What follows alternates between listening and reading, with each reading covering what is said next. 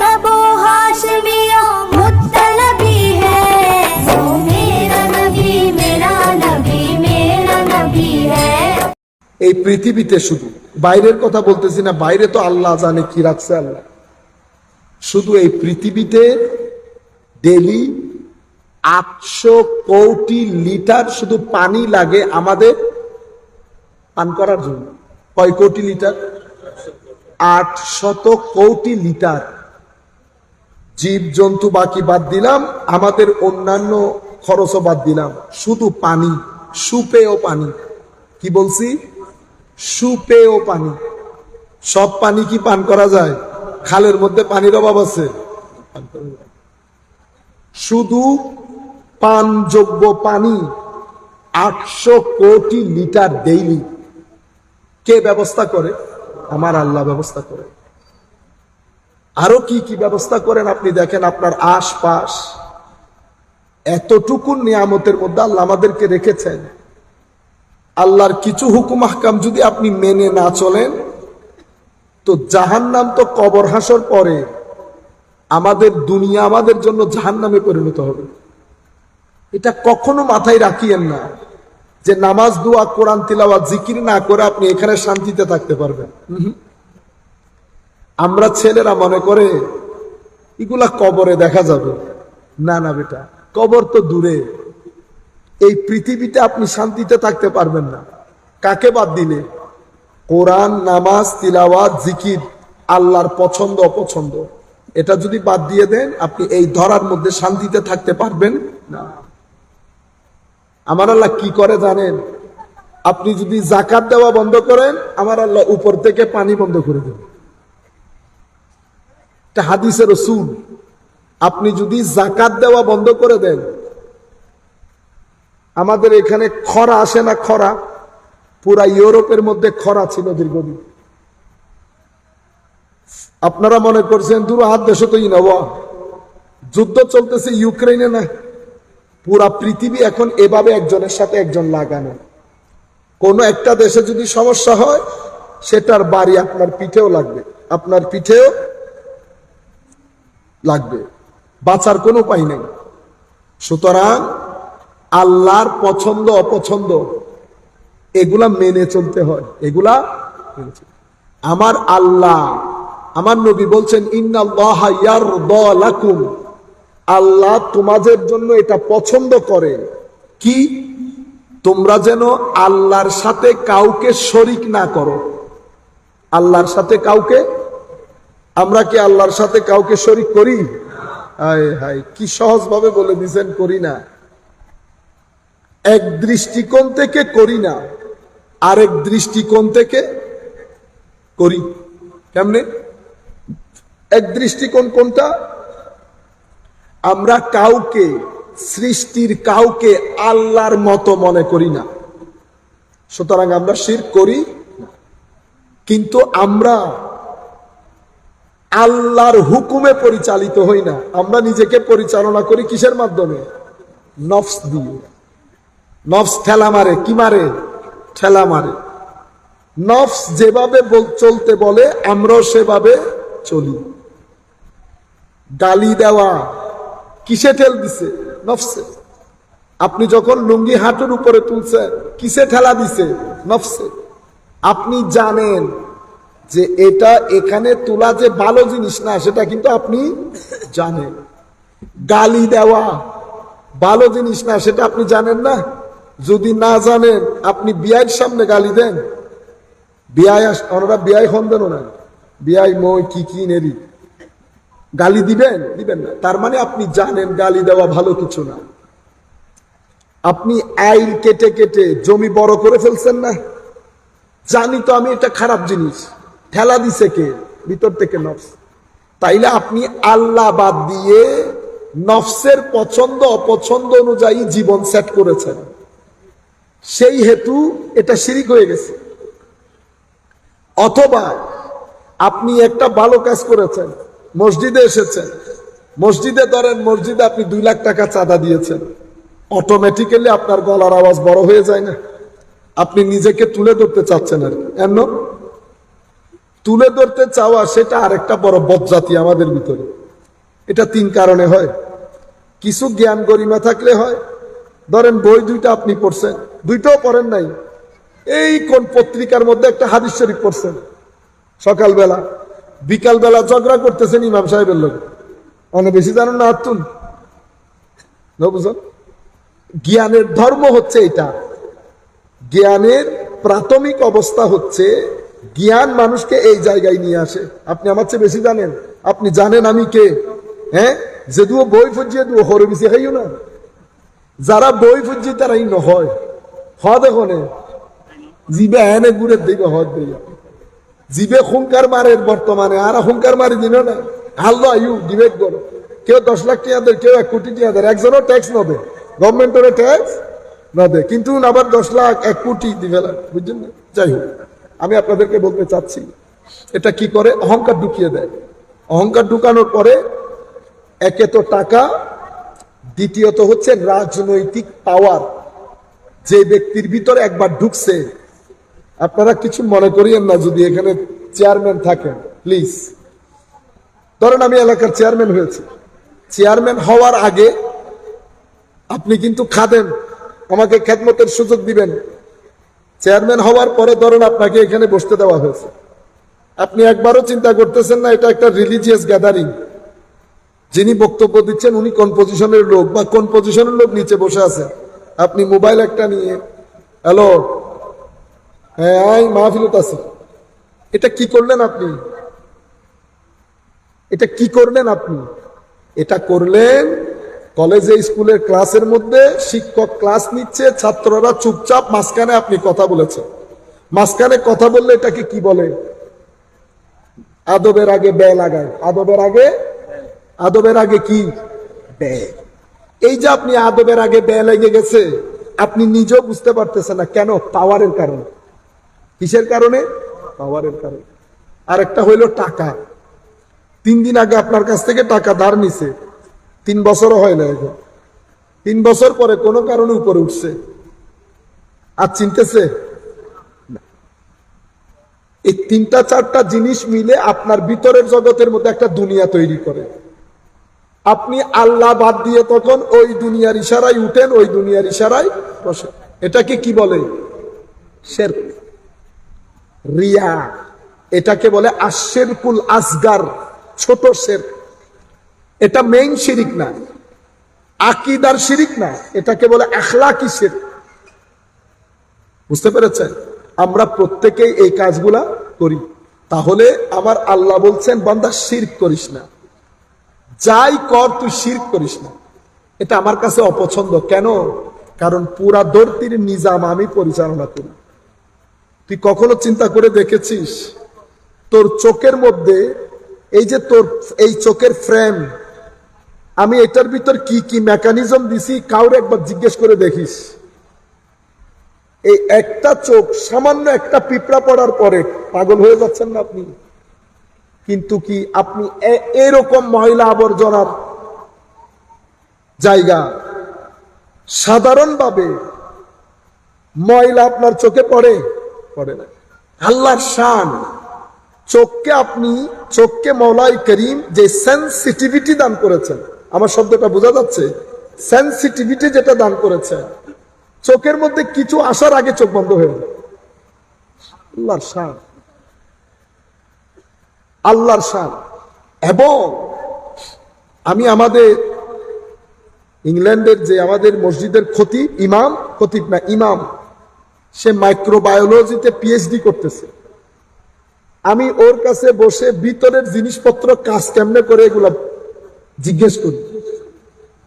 সে আমাকে শুধু বলেছে হার্ট আর আমাদের শরীরের গুর্দা টুর্দা আছে না, এগুলো সে আমাকে একে একে দেখায়।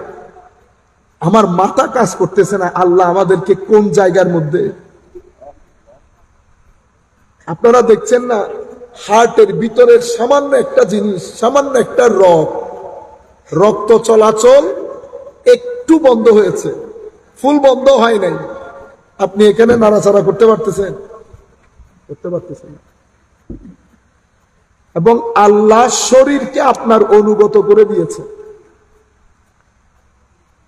এত নিয়ামতের মধ্যে যদি আমরা আল্লাহর সাথে শিরক করি, এটা আমার আল্লাহ মেনে নেন না।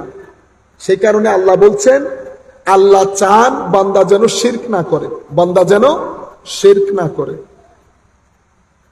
আবার উম্মতে মুহাম্মাদির একটা শান হচ্ছে, আমার নবী উম্মতে মুহাম্মাদিকে আল্লাহ আমার উম্মতেরকে একটা স্পেশালিটি দান করেছেন, যে উম্মত কখনো সবাই মিলে আর শিরিক করবে না, এখানে আর শিরিক হবে না।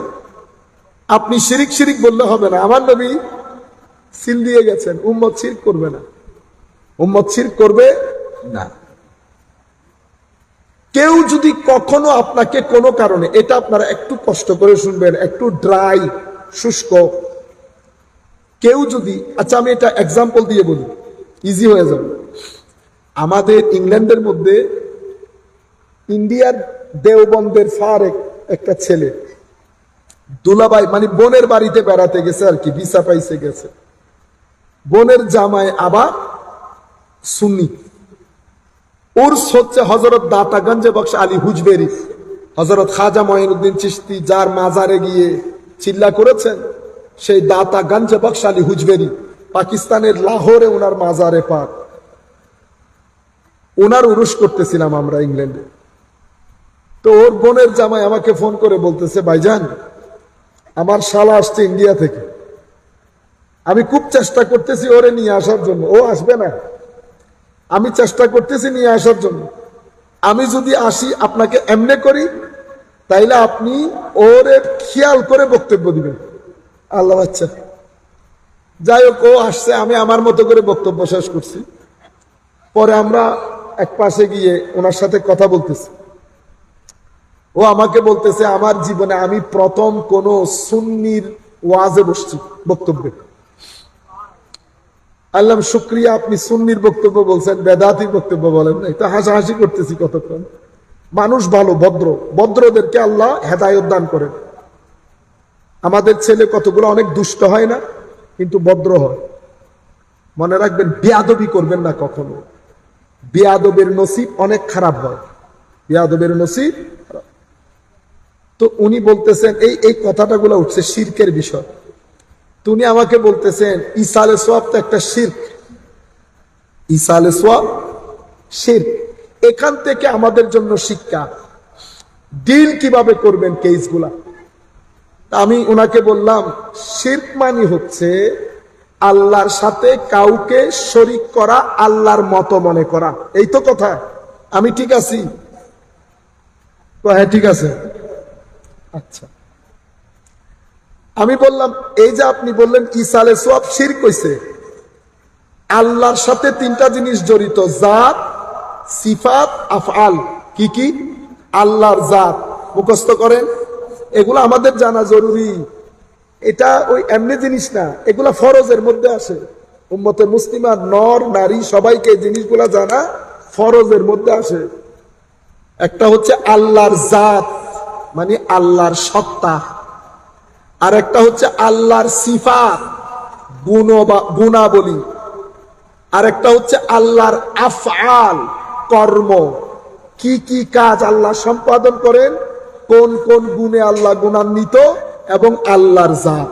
আল্লাহর জাত, আল্লাহর জাত বলতে আল্লাহর কোনো শুরু নাই, আল্লাহর কোনো শেষ নাই, একক অদ্বিতীয়, একক অদ্বিতীয়। এখন আপনি বলছেন ইসালে সোয়াব করলে শিরক হয়ে গেছে। এখন আপনি আমাকে বলবেন, শিরকটা কোথায় সংগঠিত হয়েছে? জাতের মধ্যে হয়েছে, সিফাতের মধ্যে হয়েছে, না আফআলের মধ্যে হয়েছে? বুঝা গেছে? আপনারা বুঝতে পারতেছেন তো? আপনি শিরক হয়েছে বললে তো চলে গেলে হবে না। অ্যাক্সিডেন্ট হয়েছে, অ্যাক্সিডেন্ট হয়েছে, ভাই কোথায় হয়েছে অ্যাক্সিডেন্ট, কোন জায়গায়, কোন এলাকায়, গাড়িতে গাড়িতে, ঠেলাগাড়ি ঠেলাগাড়ি, বলতে হবে না? আচ্ছা, এটা বলার পরে উনি কনফিউজ হয়ে গেছে। কি হয়ে গেছে? কনফিউজ। কেন? কারণ আপনি পুরা বিষয়টাকে বাসা ভাবে জেনেছেন, আপনি ভিতরে ঢুকে জানেন নাই। যদি আপনি বলেন আল্লাহর জাতের সাথে, এটা মানে শিরকটা সংগঠিত হয়েছে আল্লাহর জাতে, তো জাত মানি আল্লাহর কোনো শুরু নাই শেষ নাই। তো আমি কি কারো ব্যাপারে বলছি আল্লাহর এটার কোনো শুরু নাই শেষ নাই? আমি যদি বলি আল্লাহর ওলির কোনো শুরু নাই শেষ নাই, তো আল্লাহর জাতের সাথে কি হইল? শরিক করলাম, শিরিক হয়ে গেছে। আমি যদি বলি আল্লাহ যেমন একক অদ্বিতীয়, উনিও আল্লাহর মতো একক অদ্বিতীয়, তাইলে আল্লাহর একত্ববাদের সাথে শরিক করেছি, শিরিক হয়েছে। আমি বললাম ঈসা আলাইহিস সালামের মধ্যে কি এটা কোনো কিছু করেছি? না, হয় নাই। তাইলে তো জাতের মধ্যে শিরিক সংগঠিত হয় নাই। এবার আসেন সিফতের মধ্যে। আল্লাহ দয়াশীল। আল্লাহর সিফতের মধ্যে সিফত দুই ধরনের আছে। কয় ধরনের? এক ধরনের সিফত শুধু আল্লাহর জন্য, এগুলা বান্দার জন্য ব্যবহার করতে পারবেন না। কিছু সিফত আছে বান্দার জন্য ব্যবহৃত হয়, এগুলাকে বলে জয়নিং অ্যাট্রিবিউট, ওগুলাকে বলে এক্সক্লুসিভ অ্যাট্রিবিউট। মানে এই সিফতগুলো শুধু আল্লাহ, বান্দাকে ওই গুণে গুণান্বিত করতে পারবেন না। কিছু গুণ আছে বান্দার জন্য ব্যবহার হয়, আল্লাহর জন্য ব্যবহার হয়। এখানে শিরিক বলতে আপনাকে হিসাব নিকাশ করতে হবে। আপনি দেখেন না? দেখেন তো? আল্লাহ দেখে না? তো আল্লাহ দেখেন, বান্দাও দেখেন, শিরিক হয়েছে না? কেন? কারণ এটা জয়নিং অ্যাট্রিবিউট। কেউ যদি বলে আল্লাহ যেভাবে দেখেন ইনিও সেভাবে দেখেন, তাইলে এই দেখার মধ্যে শিরিক হয়েছে, দেখার মধ্যে শরিক করেছি, শিরিক হয়েছে। আপনারা জিনিসটা বুঝতে পারতেছেন? আজকের পর থেকে কেউ যদি কোনো কিছুতে শিরিক বলে, বলবেন যে এদিকে আসেন, আমাকে বুঝাই দেন কোন জায়গায় শিরিকটা হয়েছে। ঠিক আছে? যেমন রাহিম, আল্লাহর আমরা আলহামদু থেকে নেই, আলহামদু থেকে। আলহামদু লিল্লাহ, লিল্লাহ মানে হচ্ছে এমন সত্তা যিনি ইবাদতের মালিক, ইলাহ। তাহলে আপনি সৃষ্টির কাউকে ইবাদতের মধ্যে আল্লাহর সাথে শরীক করতে পারবেন না, ইভেন রূপক ভাবেও পারবেন না। ইবাদতের একচ্ছত্র মালিককে আল্লাহ। এরপরের শব্দ কি? রব্বিল। রব মানে কি? রব মানে কি? প্রতিপালক। কি? প্রতিপালক। আমার মা আমার কে? প্রতিপালক না? আমার মা বাবাও তো প্রতিপালক, আমার প্রতিপালন করছে না? আচ্ছা, তো এখন আমার মাও রব, আমার আল্লাহ রব, শিরিক হয়ে যাবে? হবে না। কেন? কারণ এই রব শব্দটা কোরআন শরীফের মধ্যে আল্লাহ নিজেকেও বলেছেন রব, আবার সাধারণ মানুষকেও বলেছেন রব। যেমন হযরতে ইউসুফ আলাইহিস ইসলামের যুগের যিনি রাজা ছিলেন, তার ক্ষেত্রে আল্লাহর রব শব্দটি ব্যবহার করেছেন। তার মানে রব শব্দটি আল্লাহর জন্য ব্যবহৃত হয়, রূপকভাবে বান্দার জন্য ব্যবহৃত হয়। সুতরাং আপনি যদি কাউকে রব বলেন, শিরক হবে না। মাওলানা কি বলি আমরা? উলামায়ে কেরামকে বলি না মাওলানা? তো মাওলা এটা কে? আল্লাহ। তো আমি যে মানুষকে বলতেছি, তো মানুষকে বলতেছি কারণ কোরআনে হাদিসে এই শব্দটা আল্লাহর জন্য ব্যবহৃত হয়েছে, বান্দার জন্য। সুতরাং শিরক হবে। তো রব গেল, রবের পরে কি আসতেছে? রহমান। কি এসেছে? রহমান। রহমান শব্দটি এক্সক্লুসিভলি আল্লাহর জন্য। আদবান, এটা নবীর জন্য ব্যবহার হইতে পারে, কিন্তু আমরা আদবান ব্যবহার করি না, সেজন্য রহমানকে রেখে দিলাম। রাহিম, আল্লাহ রাহিম, আমার নবী রাহিম। রউফুর, এক্সকিউজ মি, লাকাদ জাআকুম রাসূলুম মিন আনফুসিকুম এর মধ্যে রহিম আছে না? তাহলে রহিম আমার নবীর শানে ব্যবহৃত হয়েছে। তাহলে রহিম শব্দটি এক্সক্লুসিভ না, জয়নিং অ্যাট্রিবিউট, আল্লাহর জন্য, মখলুকের জন্য। সুতরাং আপনি যখন শিরক বলবেন, তা আপনাকে এটা প্রমাণ করতে হবে যে আমি এক্সক্লুসিভলি এটা মানুষের জন্য বলেছি। বুঝতে পেরেছেন? মালিকি ইয়াউমিদ্দিন, মালিক, মালিক কি শুধু আল্লাহ? আপনি আমাদের মালিক আমরা বলি না? বলি না? আরবের লোকজন বলে না? তাহলে মালিক শব্দটি এক্সক্লুসিভ না, জয়নিং। সুতরাং কেউ যদি আমাকে বলে শিরিক হয়েছে, আমি জিজ্ঞেস করব শিরিক কোথায় হয়েছে। আচ্ছা, সিফত গেল। আফআল, যেমন মৃতকে জীবিত করা, মৃতকে, এটা কার কাজ? আল্লাহর কাজ। আল্লাহই মৃতকে জীবিত করে। এখন কোরআনে পাকের মধ্যে এই কাজটা হযরত ঈসা আলাইহিস সালামের ক্ষেত্রে ব্যবহৃত হয়েছে। হযরত ঈসা বলেছেন, ইন্নী উহিল মাউতা বিইজনিল্লাহ, আমি আল্লাহর নির্দেশে মৃতকে জীবিত করি। উনি মৃত জীবিত করেন, তো মৃতকে জীবিত করা এক্সক্লুসিভলি আল্লাহ করেন। আল্লাহ আবার কোন বান্দার মাধ্যমেও করেন, কোন বান্দার মাধ্যমেও করেন। আমি একটা জিনিস যদি আজকে আমি আপনাদেরকে বুঝাইতে পারি, এডুকেট করতে পারি, আমার যথেষ্ট, আমার আর বেশি জিনিস লাগবে না। আজকের পর থেকে কথায় কথায় কনফিউজড হয়ে যাবেন না। কনফিউজ করা শিখেন, আর কতদিন কনফিউজ হবেন। এবার কনফিউজ কেমনে করতে হয় সেটা শিখেন। কেউ যদি আপনাদেরকে জিজ্ঞেস করে শরীয়তের দৃষ্টিতে ঈদে মিলাদুন নবী, ফর এক্সাম্পল, আমি বোঝানোর জন্য বলছি, এটা জায়েজ নাই, আমি বলছি, আপনি বলতেছেন জায়েজ, আমি বলতেছি জায়েজ নাই, তো ফয়সালা কেমনে হবে? ফয়সালা, কেউ যদি আপনাকে বলে এটা নবীর যুগে ছিল না, বলবেন এই প্রশ্ন এখানে চলবে না, এটা আলাদা প্রশ্ন। যদি নবীর যুগে ছিল না এটা বলেন, তাইলে আমরা আলোচনা করব বেদাত নিয়ে। কি নিয়ে? বেদাত নিয়ে, শরীয়তের দৃষ্টিতে বেদাত। কিন্তু ঈদে মিলাদুন নবী জায়েজ না না জায়েজ, এটা নিয়ে যদি আলোচনা করেন, এখানে বেদাত আনতে পারবেন না। আলোচনা কিভাবে হবে? আপনি কোরআনের দলিল দিবেন, হাদিসের দলিল দিবেন, আইম্মায়ে উম্মতের মতামতের আলোকে বলবেন এটা জায়েজ। আমি যদি বলি না জায়েজ, আমি কোরআন থেকে বলবো, হাদিস থেকে বলবো, আইম্মায়ে উম্মতের মতামতের আলোকে বলবো। আপনারা বুঝতে পেরেছেন? ডিবেটের দরকার আছে? ডিবেটের দরকার আছে? কোনো দরকার নেই। আপনি না জায়েজের পক্ষে তো আপনি এখানে বলেন, কোন মাহফিলের মধ্যে রেকর্ড করেন, এই কোরআনের আয়াত, এই হাদিসে পাক, এই আইম্মায়ে কেরামের অভিমত। আমি যখন জায়েজ বলছি, তো আমি কোরআনের আয়াত, হাদিসে পাক, বাইতুল মুকাররমে বলছি না? বাইতুল মুকাররমে বলছি, তো বক্তব্য রদ করে দিলে তো হয়ে যায়। ডিবেট করবেন কেন? এগুলো তো কোনো সিটিংবাজি করা। কি করা? আমি শব্দগুলা ব্যবহার করা উচিত না, মাঝে মধ্যে আইও সিটিং তো আইজা বলতে চাচ্ছি, এই হচ্ছে ডিজাইন।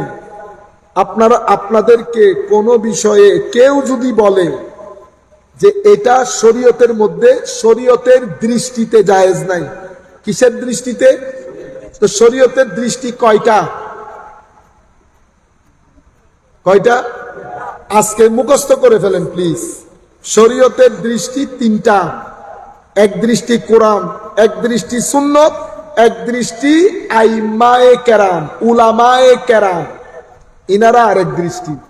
আপনি যখনই বলবেন এটা জায়েজ, এই তিনজন থেকে বুঝাইতে হবে। না জায়েজ, এই তিনজন থেকে বুঝাইতে হবে। না জায়েজ তো ধরে আনেন, কোরআনের আয়াত পড়েন। তো আপনাকে কি বলবে জানেন? আপনাকে বলবে এটা নবীর যুগে ছিল না। যদি এই কথা বলে, তাইলে বলবেন সাবজেক্ট আলাদা। এখন আপনি কথা বলবেন বেদাত, যদি বেদাতের আলোকে কথা বলেন, এটাও কিসের আলোকে বলবেন? কোরআন, সুন্নাহ, আইম্মায়ে উম্মত। কোরআন, সুন্নাহ, আইম্মায়ে উম্মত। আমার নবী সাল্লাল্লাহু আলাইহি ওয়াসাল্লাম আমাদেরকে বলছেন, আল্লাহ চেয়েছেন আমাদের কাছ থেকে, এটা আল্লাহ আশা করেন কি? আমরা আল্লাহর ইবাদত করব, আল্লাহর সাথে কাউকে শরীক করব। আর একটা জিনিস কি চেয়েছে জানেন? আর একটা হচ্ছে আমরা যেন সবাই এক থাকি, গ্রুপ গ্রুপ হয়ে না যায়। আমরা যেন সবাই এক থাকি, যেন আমাদের মধ্যে গ্রুপিং না আসে। আমার নবী সাল্লাল্লাহু আলাইহি ওয়াসাল্লাম আমাদেরকে বলেছেন, কোরআনে পাকে আল্লাহ বলেন নাই ওয়াতাসিমু বিহাবলিল্লাহি জামিআ। কিন্তু দুর্ভাগ্যের বিষয় হচ্ছে আমরা প্রত্যেক দিন প্রত্যেক বক্তব্যে চেষ্টা করি দুইজনের মধ্যে কি করার জন্য? দূরত্বের সৃষ্টি করার জন্য।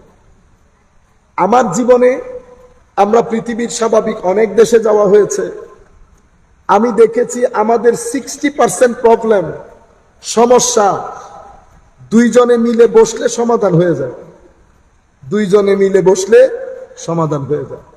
কিন্তু আমরা সমাধান করি না। এই জিনিসগুলা একসাথে হওয়া মানে কি? একসাথে হলে আমার আল্লাহ বলেছেন, তোমরা যদি গ্রুপ গ্রুপ হয়ে যাও তোমাদের শক্তিমত্তা নষ্ট হয়ে যাবে, শক্তি নষ্ট হয়ে যাবে, তোমাদেরকে মানুষ আর পাত্তা দেবে না। বুঝতে পেরেছেন? এটা আল্লাহ আমাদের কাছে চেয়েছেন আমরা যেন এক থাকি। আচ্ছা, আবার আমার নবী বলছেন 3টা জিনিস আল্লাহ তোমাদের থেকে অপছন্দ করেছে। অপছন্দগুলা কি কি? কিল কাল। কিল কাল মানি বুঝতে পেরেছেন তো?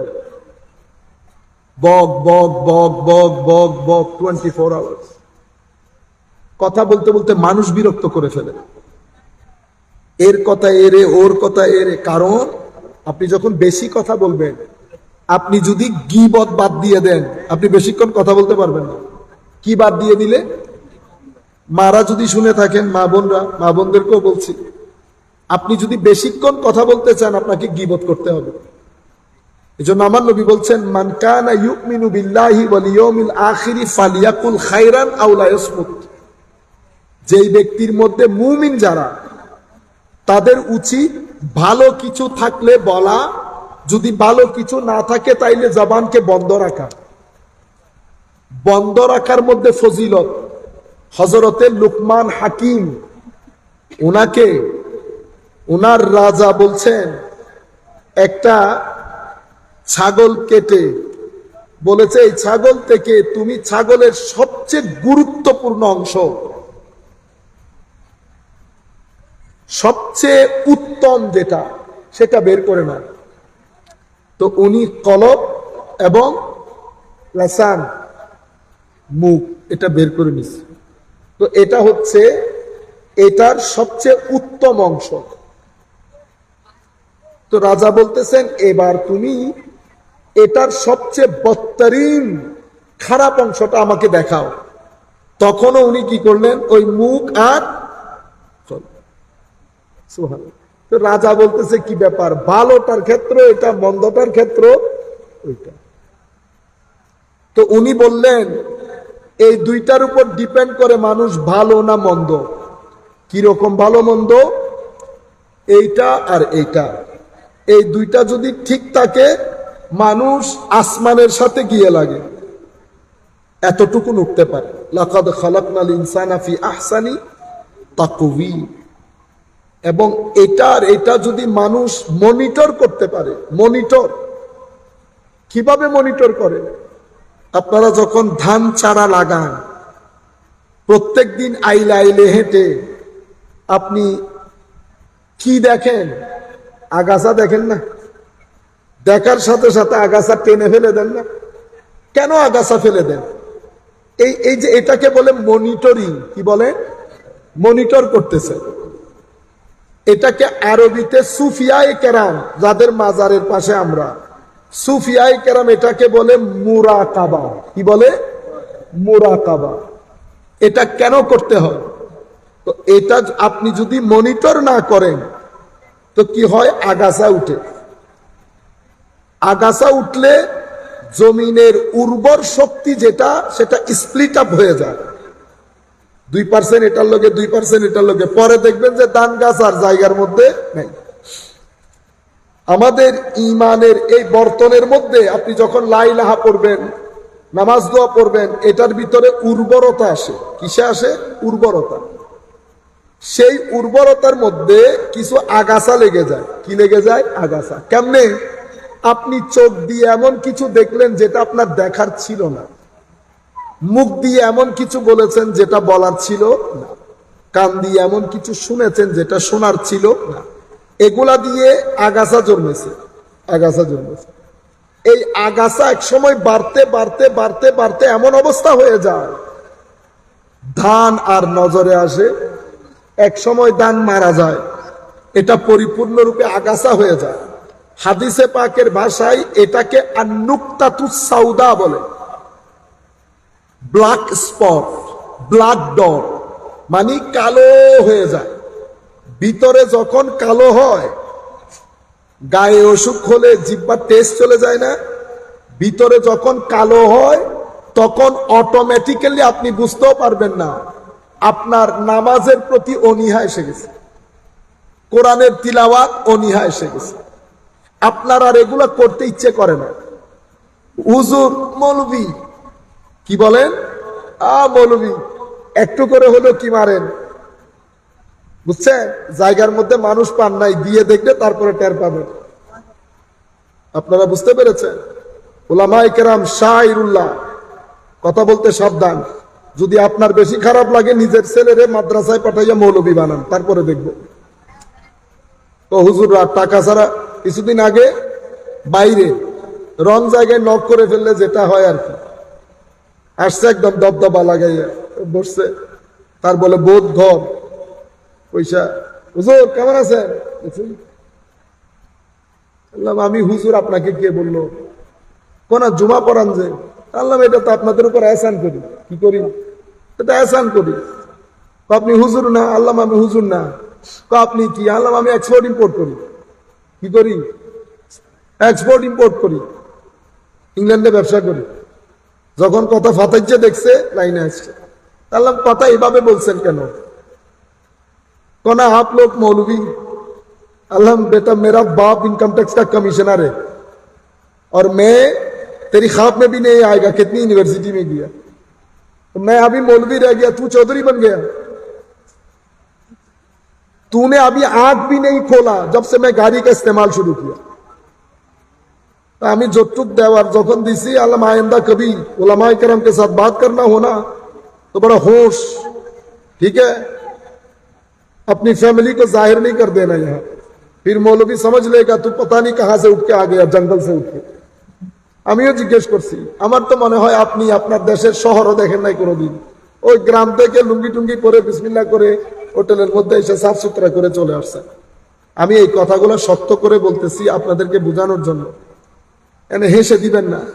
যদি বেশি ইচ্ছে করে আপনার একটা ছেলেকে মাদ্রাসায় দেন, আমাদের সাথে 2-4 দিন চলেন, লেসন হয়ে যাবে, ট্রেনিং ক্যাম্প হয়ে যাবে। আমি আপনাদেরকে বলি, আমি প্রথম গেছি তখন ইংল্যান্ডে, আমার সাথে এখন অনেক ভালো সম্পর্ক, আমার একবার খুব খাস মানুষ, মানে মিলিয়নার বলতে ইংল্যান্ডের মিডল্যান্ড জোনের মধ্যে সবচেয়ে বড় ট্যাক্স পেয়ার, অনেক টাকা। জার্মানি থেকে গাড়ি অর্ডার দিয়ে বানায় আনেন, বুঝতেছেন না? কিন্তু মসজিদুর টিয়া দিতে হইলে এঙ্গরি এনে চেকবগিতে বাইর করি অনত্য মনে হয় বোধহয় $50,000 লেখে, লেবু তো কত 500, ও ভাই আই দি 700, তুই বললে 500 দিতে লাগবে। আচ্ছা এই দিয়ে নে ইন দিব তো হতে জুমার দিন ব্যাগগুলো দেখে খান। তো ইবারে বলা আমি চৌধুরী ন হই, ইবার নাম চৌধুরী, নাম ন হই সিটেঙ্গে থই দি কেউ নবজি পেলে। এখন আইবের নাম হই দিয়ে দিই, ধরুন হুজুরের নাম বদরুল্লাহ, হই দি বদরুল ভাই জানে আজ $500 দিই। এখন ইবে বলে বাইরে যাই হই না, আর কমিটির দিবে চেয়ারম্যান, ইবের হদে আই তো মাইন্ড করছি, কেলা মাইন্ড করছু হদে আর নাম, কিন্তু আর নাম শেষে চৌধুরী আছে। ইয়েন তো হতে বোধ ভুল হয়ে গি, এন হুজুর হইবেন এত নতুন গেই দি, তো ইতারা মনে করছে দিব এন হুজুর এন আই গিয়ে দিয়ে দি, আই তাইলে বুঝিবে। পরে আরে চেয়ারম্যান সাহেব ইবে আসে, আর হতা হইলে মাইন্ড করিবেন না, হইদি মাইন্ড করিবেন হইলে অবশ্যই মাইন্ড করছি, মাই অনেক হতা দিন না হারিস হতা চাই আসু আইন হতে লই আজি হদিবে লেলে হই হইতে আগামী জুমা তো চৌধুরী হই, তা আগামী জুমা ইসেরের আই বই রইবেন ওয়াইর কাজ মসজিদ আইসে তো শেষের দিকে, তো শেষের দিকে আইসে আল্লাহর মেহরবানি করে আহদুবা যেই দেশর ওয়ার্ল্ড মার্কেটের মধ্যে ফার্স্ট ইয়ার ভ্যালু নাই, যেই দেশর বিশ্ব বাজারের মধ্যে ফার্স্ট ইয়ার ভ্যালু নাই, এই দেশের মানুষ আবার চৌধুরীও কেন? আপনারা বুঝতে পারছেন? The country which doesn't have value even of 5%, you know, first year, how can they become Chowdhury? বুঝছেন না?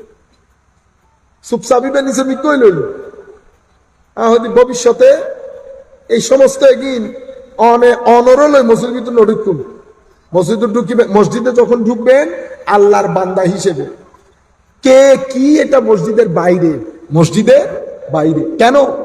এখন যেটা বলবো এটা আমাদের ইউথের জন্য, এবং এই আন্দাজেই আপনারা মনে করবেন যাতে নতুন একটা বাংলাদেশ হয়। সেটা কি? বেটা এই পৃথিবী পরিচালনার জন্য যত ধরনের মানুষ দরকার আল্লাহ তত ধরনের মানুষ বানিয়েছে। সবাই যদি ডাক্তার হয়ে যায় তো নার্স কেউ হবে না। চিটাং মেডিকেল কি নার্স বানাইছে না বিল্ডারে বানাইছে? মিস্ত্রি বানাই নাই, রাজমিস্ত্রি। শুধু কি রাজমিস্ত্রির কাজ? রাজমিস্ত্রি আরো ইলেকট্রিশিয়ান, আপনি হিসাব করে করে টয়লেট পর্যন্ত যান, এগুলা সব বিভিন্ন স্তরের মানুষ। তো এই মানুষগুলাকে আপনি বানাইছেন? কে বানাইছে? এটা আমার আল্লাহ বানাইছে। এবং প্রত্যেক মানুষ যার যার কর্ম নিয়ে খুশি। আপনারা বুঝতে পেরেছেন? সুতরাং প্রত্যেক মানুষ মানুষ হিসেবে আপনার সম্মানের।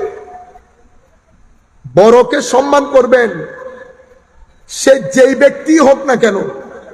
কেন? কারণ প্রত্যেক ব্যক্তিকে তার কাজের মাইন্ডসেট দিয়ে আল্লাহ বানিয়েছেন। যদি না হতো পৃথিবী পরিচালিত হইতো না। এক মাস যদি সুইপার কাজ বন্ধ করে দেয় পৃথিবীতে, কারা? সুইপার। এক মাস বাদ দেন, এক মাস 2 সপ্তাহ যদি কাজ বন্ধ করে দেয় পৃথিবীতে, আপনি বাঁচতে পারবেন না। বাঁচতে পারবেন? গন্ধে পৃথিবীতে টিকা যাবে?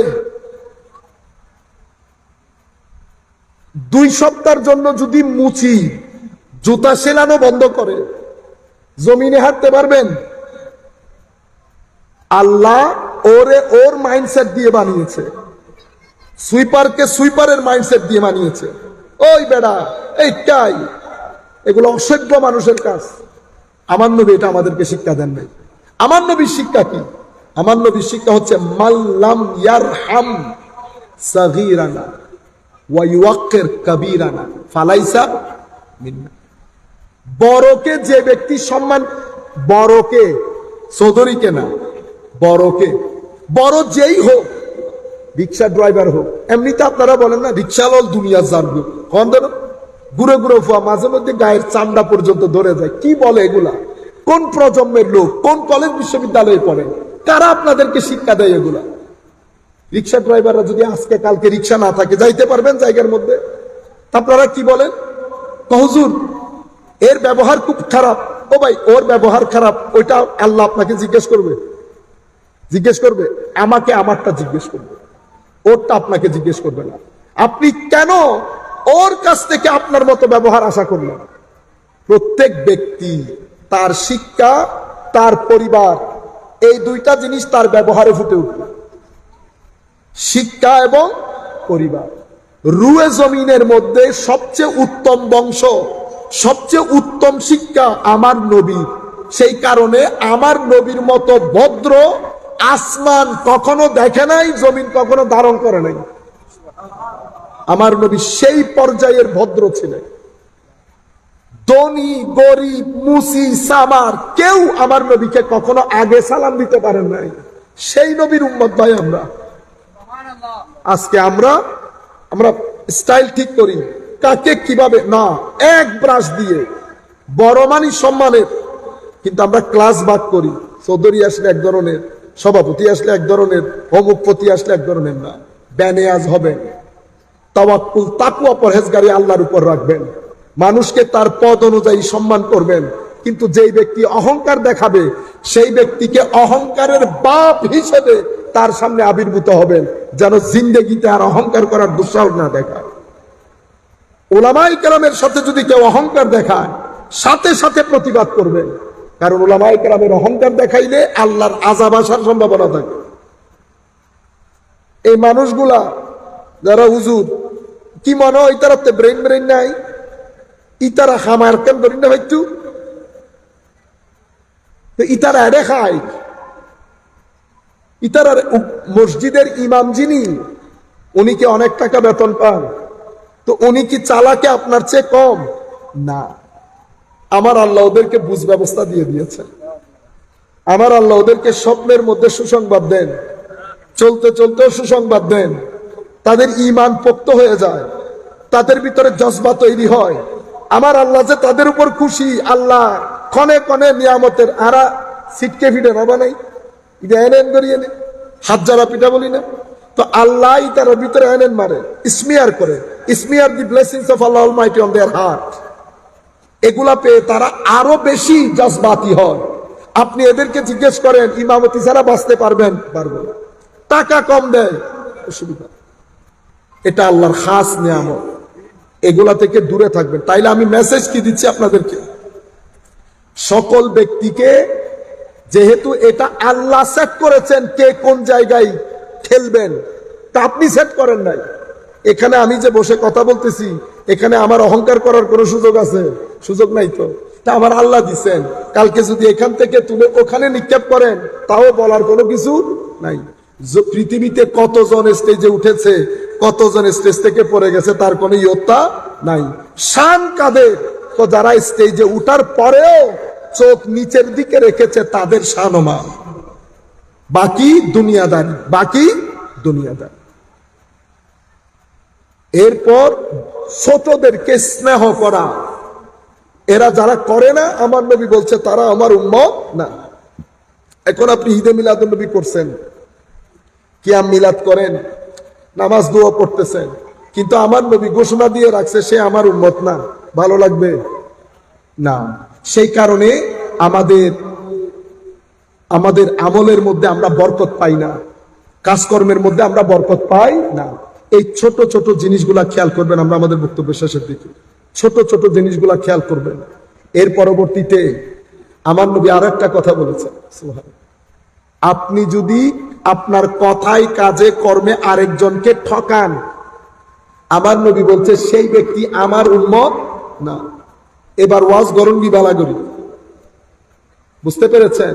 আমার নবীর সিম্পল কথা হচ্ছে, যেই ব্যক্তি অন্যের সাথে প্রতারণা করে, যে ব্যক্তি প্রতারণা করে, প্রতারক আমার উম্মত না। যেই কোনো নামে প্রতারণা, আপনারা বুঝতে পেরেছেন? এই আদব, এই আখলাক গুলা ভিতরে জাগরিত করেন, তাহলে আপনি শান্তি। বড় বড় ওয়াজ, বড় বড় এলমের কথা শুনে লাভ নাই। এগুলো আপনাদের জীবনে আসল জিনিস। নিজের ভিতরে যদি ঈদে মিলাদুন নবীর এই মজলিসে তিনটা জিনিস অন্তত পরিণত করেন। আমি কাল থেকে গালি এবং মিথ্যা এই দুইটা জিনিস করব না। রাস্তার মধ্যে হুই হুই করে বড় আওয়াজে কথা বলবো না। ধৈর্য ধারণ করব, আমার সাধ্য মতো মানুষকে সহযোগিতা করব। এই দুই তিনটা জিনিস আপনারা আল্লাহর ওয়াস্তে আমার নবী খুশি হবেন। নবী যদি খুশি হয়, বাকি রাস্তা আমার নবী পার করাই দেবে। বাকি রাস্তা আমার নবী। টাকা পয়সা নিয়ে চিন্তা করিয়েন না। টাকা পয়সা সব কিছু আপনার মতে যখন প্রয়োজন আমার আল্লাহ আপনার হাতে দিয়ে যাবে। আমাদের ইয়াকিন চলে গেছে। আমার আল্লাহ আমাদেরকে অনেক মায়া মহব্বত করেন। আমার আল্লাহ এখানে থাকেন, এখানে সার্বক্ষণিক আমাদেরকে দেখেন, আমাদেরকে জিজ্ঞেস করেন তোমার কোনো কিছু দরকার আছে? কেউ জিজ্ঞেস করবে? আমি আসবো জিজ্ঞেস করতে? কেউ করে না জিজ্ঞেস, এটা আমার আল্লাহ করে। বান্দা কোনো কিছু দরকার আছে? যিনি জিজ্ঞেস করে তার কাছে বলি না, যারা জিজ্ঞেস করে না তাদের ঘরে ঘরে হাত পাতি। আজকে থেকে হাতও পাতিয়েন। সমস্ত প্রকার দুঃখ দুর্দশা সমস্যায় সিজদা দিয়ে আল্লাহর দরবারে চাইবেন, আল্লাহ আমি তোমার সৃষ্টি, আমি যেন এই হাত কারো কাছে নিচে করতে না হয়। মওলা, আমি আপনাকে গ্যারেন্টির সাথে বলছি, কখনো কারো কাছে হাত পাততে হবে না। ধৈর্য ধারণ রাখবেন, ধৈর্য ধারণ করবেন। আল্লাহ রাব্বুল আলামিন এটা বিশ্বাস রাখবেন, আল্লাহ আপনাকে নিঃস্ব অবস্থায় একাকী ছেড়ে দেবে না। মা বাপ ছেড়ে দেয় সন্তানদেরকে, আমার আল্লাহ নিঃস্ব একাকী হেল্পলেস ছেড়ে দিবেন না। যখন অনেক দুঃখ দুর্দশায় পড়ে যাবেন, যখন দেখবেন ডান বাম কোনো কিছু নাই, জানি না কোথায় যাব, তখন কি করবেন? ওয়াউফাদবিদু আমরি ইলাল্লাহ ইন্নাল্লাহা বাসীরুম বিল ইবাদ। মাওলা, আমি তোমার সৃষ্টি, আমার যাবতীয় অ্যাফেয়ার তোমার কুদরতের হস্তে সুপর্দ করলাম, তুমি তোমার বান্দার হেফাজত করি। দরুদ শরীফ পড়বেন বেশি বেশি। তখন রাতে যখন সবাই ঘুমাই যায়, নামাজ পড়তে কষ্ট হলেও যাই নামাজের মধ্যে অন্তত দাঁড়াই থাকিয়েন আল্লাহর দরবারে, সমস্যার সমাধান হয়, রিজিকের মধ্যে বরকত আসে, সম্মানের জিন্দেগি হয়, দাফন কাফন দারুণ হবে, জানাজা জৌলুসপূর্ণ হবে, লাখ মানুষ দাঁড়িয়ে বলবে অনেক ভালো মানুষ ছিল। এতগুলা সম্মান পাচ্ছেন শুধু কয়েকটা জিনিসের মাধ্যমে। সুতরাং এই ঈদে মিলাদুন নবীর মধ্যে আমরা এই কাজগুলা করি, তাহলে একটা নতুন বাংলাদেশ আমরা পাবো। নতুবা জুকে তুম, জুকে তুম, যেভাবে হাহুতাস, এখানে গেলেও চিন্তা, এখানে গেলেও দুশ্চিন্তা, এখান থেকে বাঁচতে পারবেন না। চাবি আমাদের হাতে। আমাদেরকে যারা পরিচালনা করেন তারা উপর থেকে আসবেন না, এখান থেকে যাবে। আমি যেরকম মনে রাখবে, হুজুর বেগুন খারাপ দেন, অনেক খারাপ দেয়, খারাপ দেয়। আল্লাহ কখনো ভালো মানুষকে খারাপ মানুষ দিয়ে শাসন করাবে না। আল্লাহ কখনো ভালো মানুষকে খারাপ মানুষ দিয়ে শাসন করাবে, এটা আল্লাহর গ্রামার। আল্লাহ কখনো এটা করেন না। আল্লাহ রাব্বুল আলামিন আমাদের হামি ও নাসির হোক। মাওলাই করিম আমাদেরকে কবুল করুন।